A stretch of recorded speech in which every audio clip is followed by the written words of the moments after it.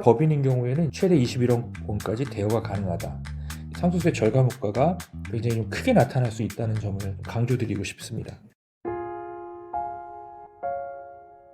자녀법인을 통한 상속세 절세 방안이라는 대주제를 가지고 방송을 진행하겠습니다. 최근에 그 상속세제 개편을 통해서 문의가 많았던 것 같습니다. 네. 유산세에서 유산취득세로 바뀜으로 인해서 이제 상속세 절감 효과가 나타나긴 하지만 생각보다 상속세 절감 효과가 그렇게 크지 않거든요. 자녀법인을 통해서 상속세를 절감할 수 있는 좀 능동적인 대안을 한번 좀 더 고민해 보시라는 취지에서 한번 마련을 해봤습니다.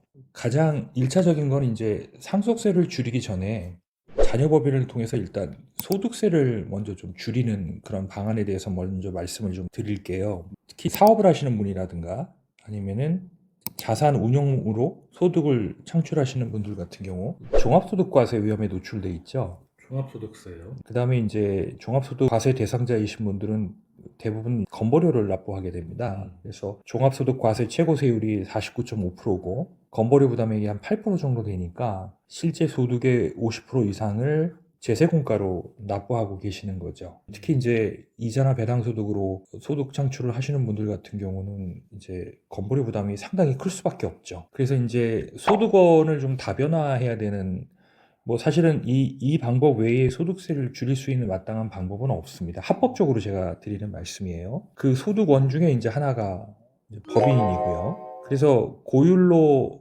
합산 누진과세되는 이 세목들을 대표적으로 이자 소득이나 배당 소득, 사업 소득, 여기에 이제 임대 소득도 들어가겠죠. 네. 근로소득, 기타 소득, 연금 소득 이렇게 들어갈 수 있습니다.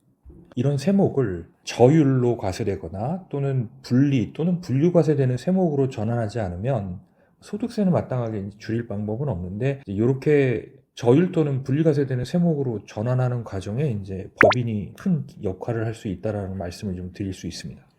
다변화의 크게 두 가지 원칙이 분류과세와 분리과세. 네, 그렇습니다. 그래서 여기 보시면 소득의 한 축을 이제 법인의 소득으로 귀속을 시키고요.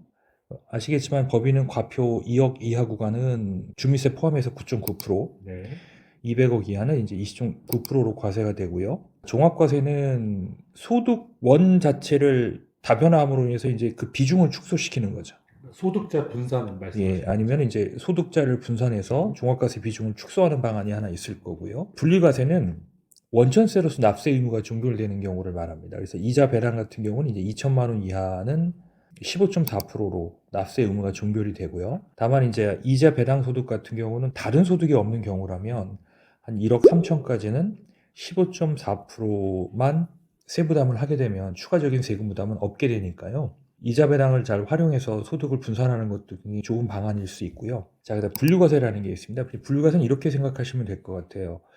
특정 시기에 소득이 집중돼서 원래는 이제 기간별 소득인데 이걸 수령하는 시점이 한 군데 집중이 됨으로 인해서 세율이 높아질 수 있잖아요.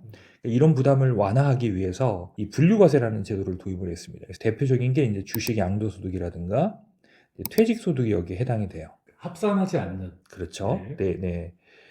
평균 실효세율 기준으로 따지면 한 이제 20에서 28% 정도, 이 정도 세율을 보이고 있죠. 종합소득 최고세율 구간에 노출되어 있는 분들이 소득원을 다변화함으로 인해서 소득세를 절감할 수 있는데 그 소득세 절감의 가장 기초적인 부분은 이제 법인을 통해서 그 목적을 달성한다는 의미로 이해하시면 될 것 같습니다. 자, 두 번째는 상속세의 세제 규정의 특성을 좀 이용해서 그 법인을 좀 활용하면 상속세 절감에 도움이 될 수 있다는 점을 좀 말씀드리고 싶은데요. 상속 직전에 증여 행위를 하게 되면 상속세가 많이 줄어들 수 있습니다. 네. 그 이유는 상속세는 유산세 개념이고요. 증여세는 취득세. 예, 취득세 개념이죠. 증여를 하느냐, 상속을 하느냐, 같은 금액을 하더라도 이제 유산 취득세 방식이 세율이 낮아진다고 그때 말씀드렸죠. 뭐 예를 들어서 50억 전체에 대해서 세금을 매기는 거와 50억을 10억씩 5명한테 쪼개서 각각 그 재산을 취득한 그 사람이 자기가 취득한 금액 내에서 세금을 납부하게 하는 거하고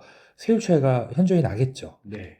그래서 이를 방지하기 위한 이제 세법 규정이 있는데 대표적으로 상속 개시 전에 10년 이내에 증여한 자산은 이제 상속 재산에 합산한다. 근데 이 10년 이내에 증여한 대상이 상속인입니다. 법정 상속인.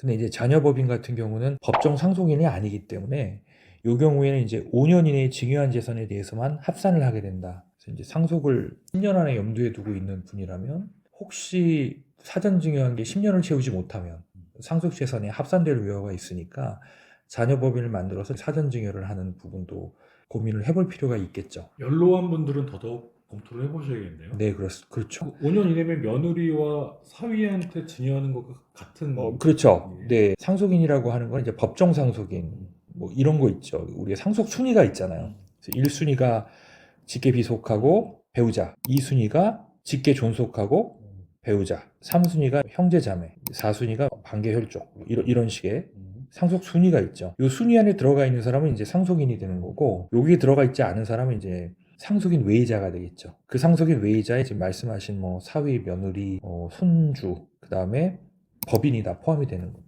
자녀가 주주인 영리법인에게 일정 가액을 증여할 경우에는 이제 법인세만 과세됩니다. 법인세가 과세되는 경우에는 소득세가 과세되지 않는다. 다만 제가 일정 가액이라고 했습니다.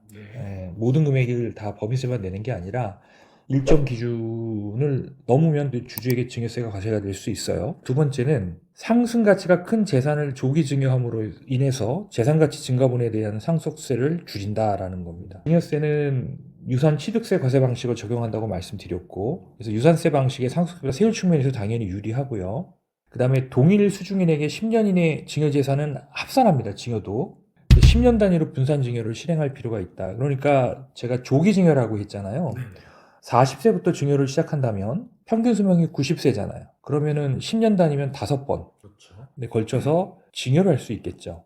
10년 단위로 증여한 거는 상속재산에 합산되지 않으니까 자산가치 상승이 예상되는 경우에는 세금 측면만 보면 일찍 증여를 하면 할수록 상속세 절감 효과는 커진다고 볼 수 있습니다. 세 번째는 금전무상되어 증여 이익의 적용 차이를 활용하는 상속세 회피라고 했는데요. 자, 요거는 이제 이렇게 보시면 되겠습니다. 우리가 이제 증여 행위를 하게 되거나 이제 양도라는 행위를 하게 돼요. 증여 행위를 하게 되면 이제 증여세를 납부해야 되고요. 네. 양도 행위를 하게 되면 양도 자금이 있어야 되겠죠. 양수도 자금이 있어야 됩니다. 그래서 이 자금을 마련도 해야 되지만 자금 주초도 있어야 되겠죠. 자금 출처. 그래서 이런 자금을 마련하거나 자금 주초를 입증하기 위해서 이제 부모가 증여자가 수중자에게 자금을 추가적인 증여나 양도가 아니라 무상으로 대여해 줄 수 있어요. 빌려주는 거. 예, 무상이라고 했지만 이제 절이 대여도 가능하고요. 차입 상대가 개인이냐 법인이냐에 따라서 무상 대여할 수 있는 한도 금액이 달라집니다. 그래서 차입 상대가 개인인 경우, 그러니까 돈을 빌리는 사람이 개인인 경우에는 1인당 한 2억 정도, 2.1억 원까지는 이제 무상으로 대여해 줄 수 있다. 상대가 법인인 경우에는 이제 주주 1인당 최대 21억 원까지 대여가 가능하다. 이제 요 세법 규정을 활용해서 할 경우 법인을 통한 상속세 절감 효과가 굉장히 좀 크게 나타날 수 있다는 점을 강조드리고 싶습니다. 주식을 보유하고 있는 분의 사례를 한번 들어볼까요? 주식을 100억 원에 팔았어요. 그럼 이제 보통 28% 정도 세금을 납부합니다. 비상장 주식이든 코스닥이든 코스피든 대주주는 양도소득세를 냅니다. 양도소득세가 이제 과표 3억 기준으로 3억 이하는 22%, 3억 초과는 27%, 27.5% 주미세 포함입니다. 납부하게 되는데요. 자, 그러면 이제 28억 정도를 세금을 내고 세후 72억 정도가 남게 되죠. 그 상태에서 상속이 바로 발생이 되게 되면 또 이제 50% 가까운 상속세를 납부하게 되니까 세후는 36, 상속세 36 이렇게 되겠죠. 따지고 보면은 이제 양도 단계에서 납부한 세금과 상속 단계에서 납부한 세금을 다 합하면 64 정도가 됩니다. 결론적으로 이제 매각 대금의 최대 64%가 조세 비용으로 지출되게 되는 거죠.